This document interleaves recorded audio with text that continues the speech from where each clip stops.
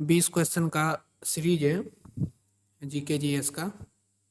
तो आज का पहला क्वेश्चन है, विश्व का सबसे ऊंचा सक्रिय ज्वालामुखी पर्वत कौन सा है?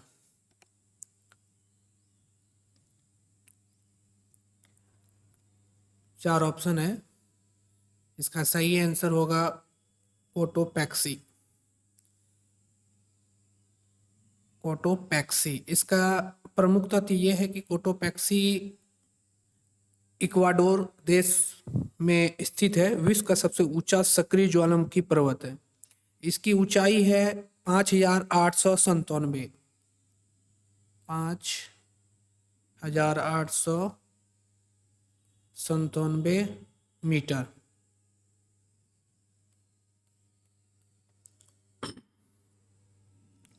और इसके ऑप्शन की बात आती है तो पोपा पर्वत कहाँ पे स्थित है?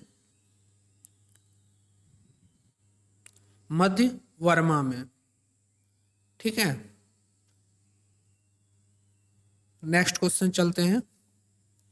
निम्नलिखित में कौन सा द्वीप समूह जनसंख्या की दृष्टि से सबसे बड़ा है? क्वेश्चन को थोड़ा मतलब कि अच्छा से देखिएगा। जनसंख्या की दृष्टि से पूछ रहा है कौन सा द्वीप समूह बड़ा है, तो इसका सही आंसर हो जाएगा जापान।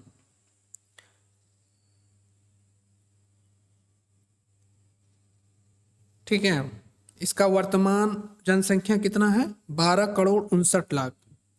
और जापान का सबसे बड़ा द्वीप होन्शु द्वीप, जो जापान की राजधानी जो टोक्यो है, वो उसी द्वीप पर स्थित है। नेक्स्ट क्वेश्चन चलते हैं। स्थल मंडल को निम्नलिखित में कौन वर्णित करता है? इसका सही आंसर हो जाएगा भूपटल व ऊपरी मेंटल।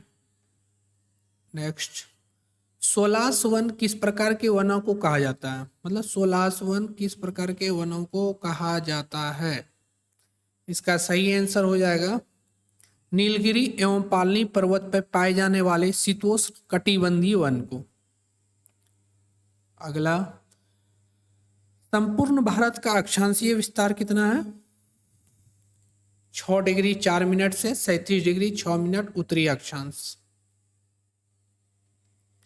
निम्नलिखित में किसे फेमिना मिस इंडिया 2022 के खिताब से सम्मानित किया गया है? ऑप्शन के अनुसार बताइए।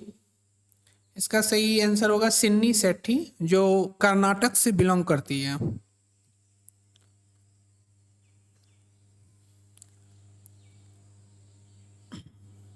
और अगर सरगम कौशल की बात किया जाए तो इसे मिसेज इंडिया वर्ल्ड 2022-23 के लिए सम्मानित किया गया है।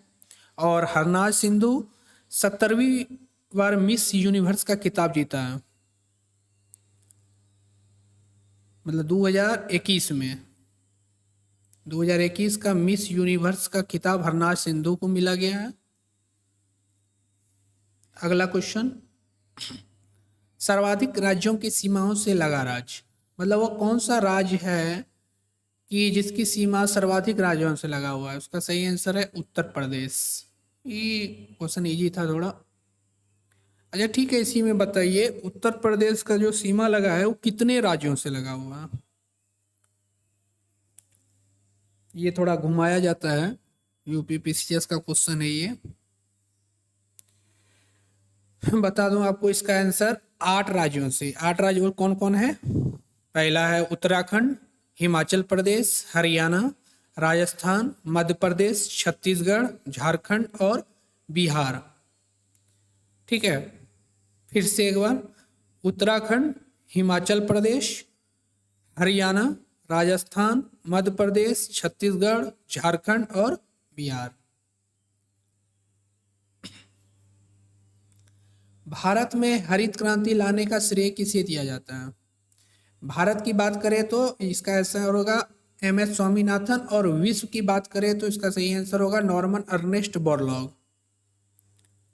ठीक है, भारत में हरित क्रांति की शुरुआत कब हुई थी? 1967-68 में। बिहार में डालमिया नगर किसके लिए प्रसिद्ध है? बिहार में डालमिया नगर, इसका सही आंसर होगा सीमेंट के लिए।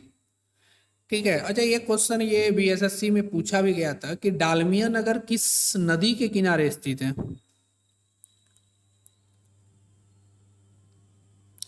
सही आंसर होगा सोन नदी के किनारे। वर्ष 2026 में 23वां फीफा फुटबॉल विश्व कप की मेजबानी किस देश द्वारा की जाएगी। फीफा फुटबॉल विश्व कप की मेजबानी ये संयुक्त रूप से किया जाएगा कनाडा, अमेरिका और मैक्सिको। मतलब इसका सही आंसर हो जाएगा उपयुक्त सभी। करंट अफेयर का क्वेश्चन था। निम्न में कौन सा भारत के पूर्वी तट का एक प्रमुख बंदरगाह पतन है। पूर्वी तट का पूछ रहा है प्रमुख बंदरगाह, तो इसका आंसर हो जाएगा विशाखापट्टनम। ठीक है। और अगर पश्चिमी तट का पूछता तो मुंबई हो जाता। मुंबई, कांडला, न्यू मंगलोर, कोच्चि, ये सब प्रमुख है पश्चिमी तट का। ठीक है। और पूर्वी तट का जो प्रमुख बंदरगाह है ये है कोलकाता है, हल्दिया है, पारादीप है, विशाखापट्टनम है, चेन्नई है, एन्नोर है और तूतीकोरिन है। ठीक है। अगला, वाणिज्यिक स्तर पर रबड़ का उत्पादन भारत के निम्नलिखित में से किस राज्य समूह में होता है। अगर रबड़ की बात, उत्पादन की बात किया जाए तो ये आप साउथ के एरिया में चले जाइए। इसका सही आंसर हो जाएगा केरल, तमिलनाडु और कर्नाटक। ये तीन स्टेट में कॉमर्शियल मतलब बेस के आधार पे सबसे ज्यादा मतलब उत्पादन किया जाता है भारत में। निम्नलिखित में किस राज्य के साथ त्रिपुरा सीमा साझा करता है। त्रिपुरा एक स्टेट है, पूर्वोत्तर राज्य है भारत का। ये सीमा साझा करता है किस राज्य के साथ, तो इसका अकॉर्डिंग टू ऑप्शन हो जाएगा पश्चिम बंगाल। और एक क्वेश्चन इसका बार बार पूछा जाता है कि बांग्लादेश से बांग्लादेश देश का जो सीमा है वो की मतलब तीन ओर से जो घिरा राज्य क्या है, तो इसका भी सही आंसर हो जाएगा त्रिपुरा। इतिहास के आरंभिक काल को निम्नलिखित में से क्या कहा जाता है।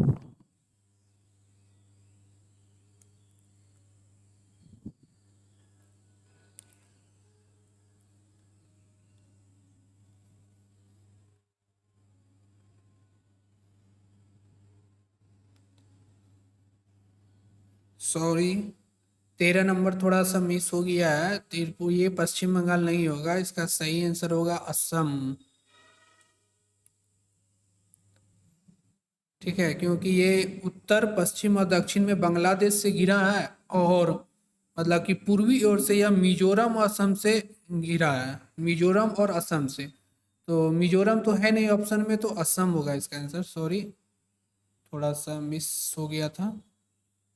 ठीक है। और त्रिपुरा की राजधानी का है अगरतला। चलिए 14 नंबर क्वेश्चन करते हैं। इतिहास के आरंभिक काल को निम्नलिखित में से क्या कहा जाता है, तो इसका सही आंसर हो जाएगा पूरा पाषाण काल।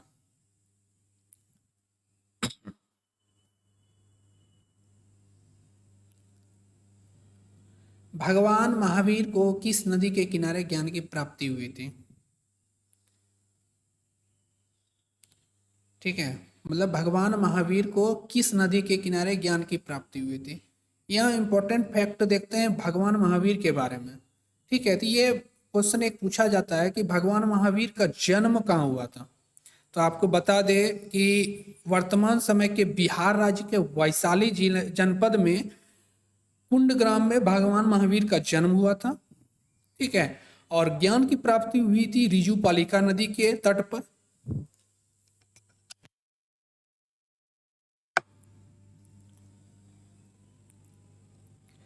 ठीक है। यह जैन धर्म के 24वें एवं अंतिम तीर्थकर थे। ठीक है। तो क्या क्या इंपॉर्टेंट फैक्ट रखिएगा कि ये जैन धर्म के 24वें व अंतिम, ठीक है, मतलब 24वां अंतिम हो गया, 24वें व अंतिम तीर्थकर थे। इसका जन्म वर्तमान समय में बिहार के वैशाली के जिले के जनपद कुंडग्राम में हुआ था। ठीक है। और रीजू पालिका नदी के तट पर ज्ञान की प्राप्ति हुई थी। और मतलब साल वृक्ष था एक, मतलब कि साल वृक्ष के नीचे ही बैठ के इन्होंने प्राप्त किया था। 1025 ईस्वी में प्रसिद्ध सोमनाथ मंदिर पर हमला और लूटपाट किसने किया था। मतलब किस शासक ने किया था? तो इसका सही आंसर हो जाएगा महमूद गजनी।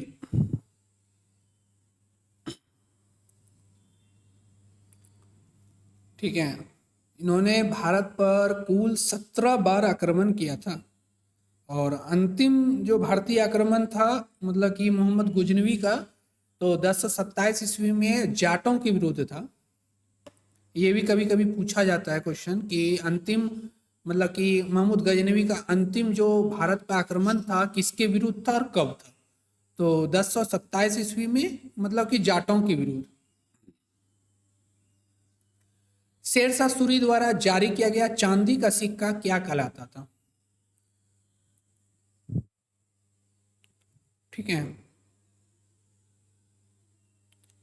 तो इसका सही आंसर है रुपया।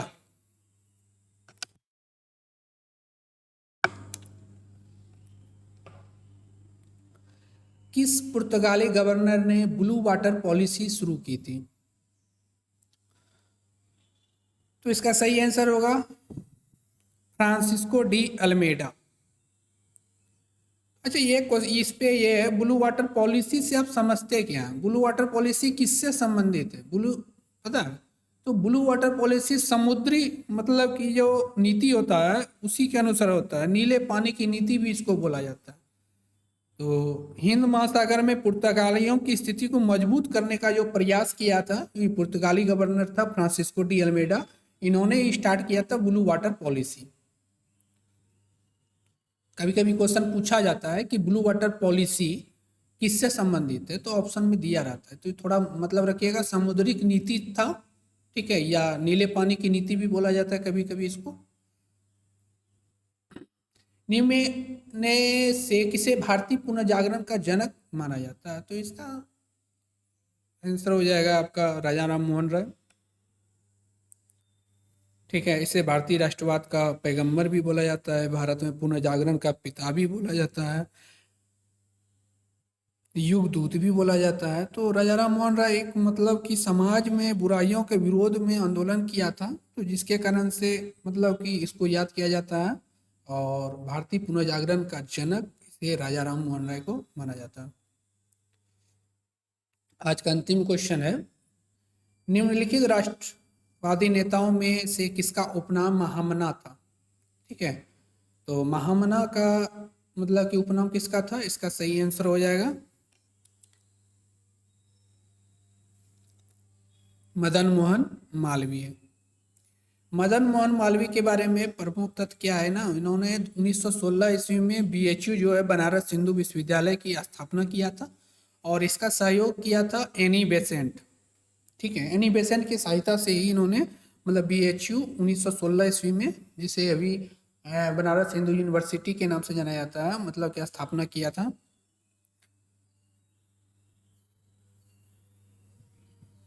चलिए, आज हो गया 20 क्वेश्चन समाप्त। अब